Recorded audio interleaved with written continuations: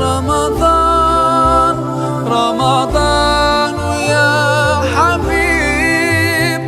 نحمده ونصلي ونسلم على رسوله الكريم.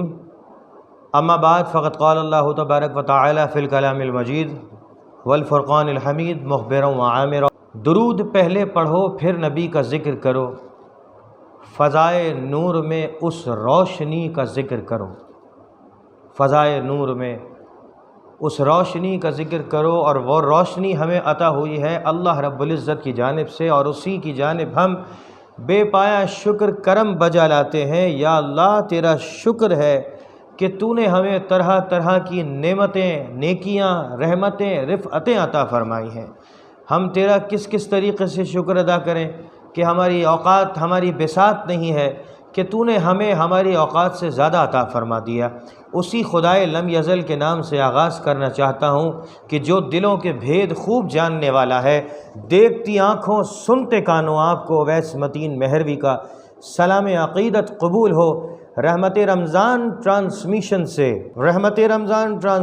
سے آپ کا میزبان محمد اویس متین مہروی سلام عرض کرتا ہے. السلام علیکم ورحمۃ اللہ وبرکاتہ. کہ جس میں اللہ رب العزت نے آسمان دنیا پر پورا قرآن مجید فرقان حمید نازل فرمایا ہے، اور کہہ دیا کہ ماہ رمضان المبارک جب آتا ہے تو عرش معلیٰ کے نیچے ایک ایسی ہوا چلتی ہے کہ جس کی جھنجھناہٹ سے، جس کی تیزی سے جو پتے ہوتے ہیں، درخت ہوتے ہیں، وہ ہلنے لگتے ہیں، جلنے لگتے ہیں اور جھومنے لگتے ہیں.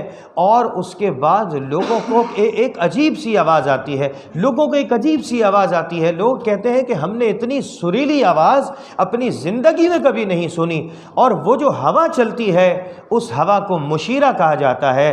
تو ناظرین و سامعین کرام، یہ وہ مشیرہ ہے کہ جو عرش معلیٰ سے جب اللہ رب العزت رمضان المبارک کی ساعتیں اتارتا ہے اس وقت چلتی ہے. تو آئیے ناظرین، اویس متین مہروی آپ کے ساتھ ہے رحمت رمضان ٹرانسمیشن میں.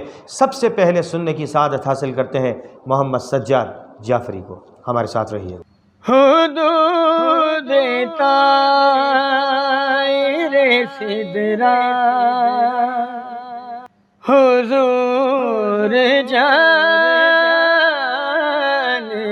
ہیں کہاں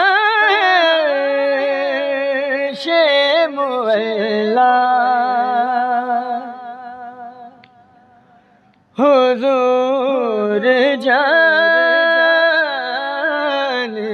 ہیں. میں اس یقین سے نکلا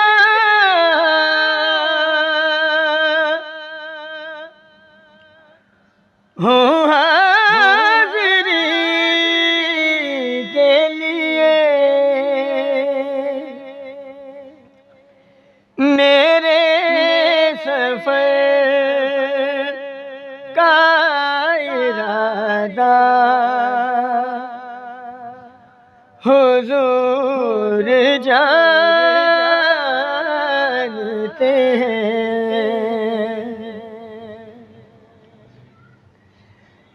میں مانگتا ہوں انہیں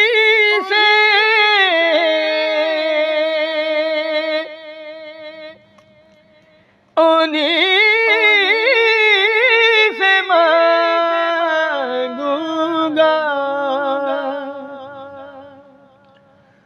حضور پر ہے بھروسہ،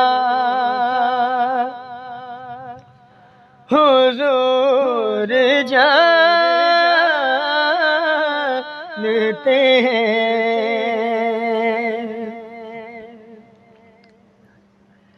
بروز حشر شفاعت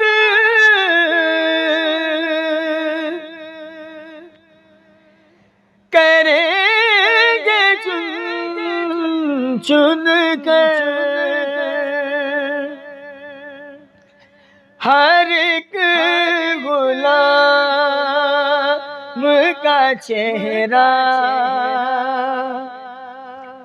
حضور جانتے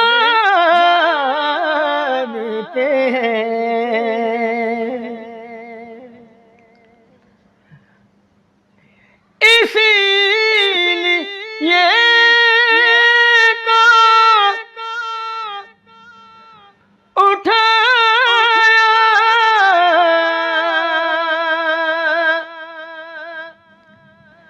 تھا اپنے شانوں پر حسن حسین کا رتبہ حضور جانتے ہیں۔ ماشاءاللہ ماشاءاللہ، کیا بات ہے، حضور جانتے ہیں، حضور جانتے ہیں، بس حضور جانتے ہیں۔ سبحان اللہ سبحان اللہ۔ سجاد بھائی اللہ خوش رکھے۔ ناظرین، میں امید کرتا ہوں کہ آپ کو بھی سجاد بھائی کا یہ انداز پروگرام پسند آیا ہوگا۔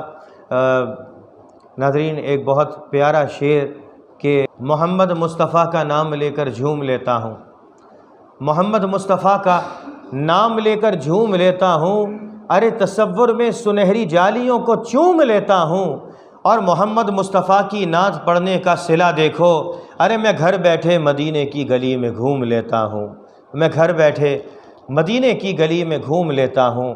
ناظرین، ہمارے اسٹوڈیو میں رحمت رمضان ٹرانسمیشن کے اس اسٹوڈیو میں واجب الاحترام لائق صدر احترام شخصیت حضرت علامہ مولانا محمد عاصم فاروقی صاحب دامت برکاتہم القدسیہ سے کہ وہ ماہ رمضان المبارک کے حوالے سے اپنے ذریع خیالات کا اظہار فرمائیں گے۔ چلتے ہیں علامہ محمد عاصم فاروقی صاحب کی طرف۔ الحمدللہ والصلاة والسلام علی رسول اللہ وعلی آلہ وصحبہ ومن والا، اما بعد فاعوذ باللہ من الشیطان الرجیم، بسم اللہ الرحمن الرحیم۔ والذی ارسل رسولہ بالہدی ودین الحق لیظہرہ علی الدین کلہ، صدق اللہ العظیم۔ رحمت رمضان ٹرانسمیشن میں ایک مرتبہ پھر حاضر ہیں۔ آج جس عنوان پر گفتگو کریں گے وہ ہے غزوہ بدر۔ غزوہ بدر اسلام اور کفار کے درمیان، حق اور باطل کے درمیان پہلا معرکہ ہے۔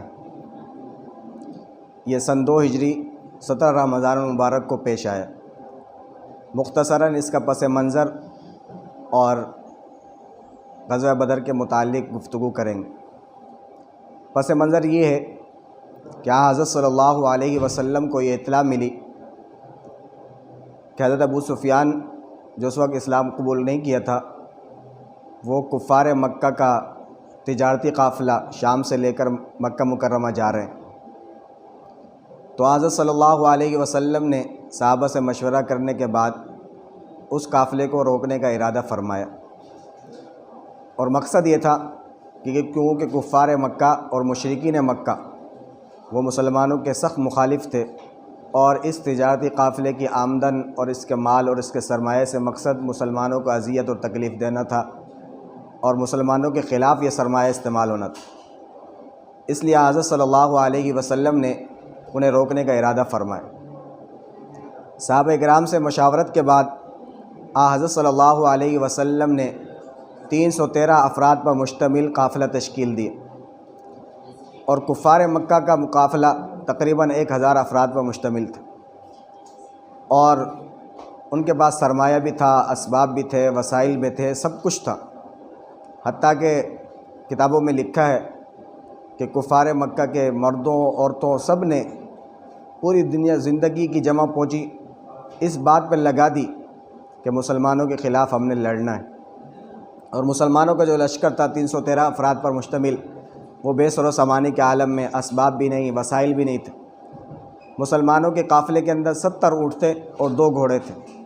ایک گھوڑا حضرت زبیر بن عوام رضی اللہ تعالیٰ عنہ کا، دوسرا حضرت مقداد کا، اور 70 اونٹ تھے۔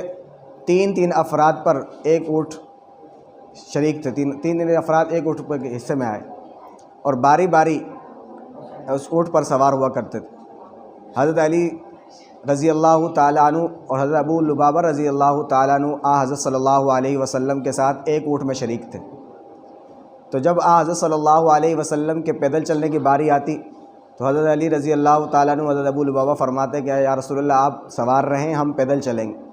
تو حضرت صلی اللہ علیہ وسلم منع فرما دیتے تھے کہ نہیں، میں بھی تمہاری طرح انسان ہوں اور میں تم سے پیدل چلنے میں زیادہ طاقتور ہوں، لیکن اس کے باوجود تمہاری باری ہے، تم اپنے حصے پر سوار ہو، میں تمہارے ساتھ پیدل چلوں۔ چنانچہ یہ قافلہ بدر میں پہنچا۔ حضرت صلی اللہ علیہ وسلم نے ایک جگہ پر ایک عریش، ایک جھوپڑا بنایا جہاں سے حضرت صلی اللہ علیہ وسلم پورے لشکر کی اور پورے میدان کارزار کی نگرانی فرماتے تھے، اور پورا بدر کا میدان وہاں سے نمایاں طور پر نظر آتا تھا۔ اس عریش اور چھپڑ کے اندر حضرت صلی اللہ علیہ وسلم کے ساتھ امیر المؤمنین خلیفہ بلا فصل سیدنا ابوبکر صدیق رضی اللہ تعالیٰ عنہ تھے۔ اس عریش کی چوکیداری جو تھی وہ حضرت سعد بن معاذ رضی اللہ تعالیٰ عنہ کے پاس تھی۔ عین میدان جنگ کے وقت ایک طرف کفار کا لشکر ہے، دوسری طرف مسلمانوں کا لشکر ہے۔ کفار نے کیونکہ بدر کے اندر پہلے جا کر پڑاؤ ڈالا تھا تو ان کے پاس جو حصہ تھا بدر کے میدان کا وہ صحیح حصہ تھا، اور جو مسلمانوں کے حصے میں جو جگہ آئی وہ ریتیلی جگہ تھی، اس میں ریت ہی ریت تھی، حتیٰ کہ چلنے کے وقت جو ہے وہاں پاؤں دھس جاتے تھے۔ اللہ تبارک و تعالی نے غیبی مدد اور نصرت کی کہ وہاں بارش ہو گئی۔ بارش ہونے کے بعد وہ ریت جم گئی اور مسلمانوں کو کسی قسم کی کوئی دشواری نہیں ہوئی، اور پانی وغیرہ جو ہے مسلمانوں نے حوض کے اندر جمع کر لیے تاکہ وضو وغیرہ کرنے میں اور استعمال کرنے میں آسانی ہو۔ اسی بات کو اللہ تبارک و تعالی نے قرآن مجید میں بیان فرمایا کہ وَيُنَزِّلُ عَلَيْكُم مِّنَ السَّمَاءِ مَاءً لِيُطَهِّرَكُم بِهِ، کہ ہم نے آسمان سے تمہارے لیے بارش نازل فرمائی، پانی نازل فرمایا کہ تاکہ تم اس سے طہارت حاصل کرو۔ اسی دعا کے ساتھ اویس متین کو اگلے پروگرام تک کے لیے اجازت دیجیے کہ جہاں رہیے آباد رہیے، اللہ آپ کو خوش رکھے، سلامتی عطا فرمائے، کہ جس طرح ملتے ہیں لب نام محمد کے سبب، کاش مل جائیں ہم سب نام محمد کے سبب۔